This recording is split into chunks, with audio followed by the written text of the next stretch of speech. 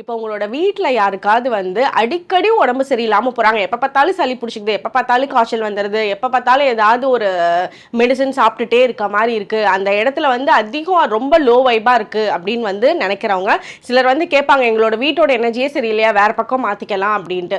So இதுக்கு இந்த ஒரு சின்ன ரெமெடி பண்ணி பாருங்கள், கண்டிப்பாக 1 மந்தில் சேஞ்சஸ் தெரியும், ஆக்டிவாக இருக்க ஆரம்பிப்பாங்க. இதுக்கு என்ன பண்ணலான்னா, அந்த வீட்டில் யாருக்கு வந்து அடிக்கடி சிக்காக இருக்காங்களோ அவங்க தூங்குற ரூம்லேயே இருந்தாலும் சரி, இல்லை உங்களோட வீட்டு பூஜை ஷெல்ஃப்லையாக இருந்தாலும் சரி, 21 நாளைக்கு டெய்லியும் நைட்டு தூங்க போகிறதுக்கு முன்னாடி சூடம் வந்து வச்சு அந்த சூடத்தில் நீங்கள் வழிபாடு பண்ணுங்க. அவங்களுக்காக பண்ணுறவங்க இல்லை தானாக அவங்களுக்காகவே நினச்சி பண்ணாலும் ஓகே.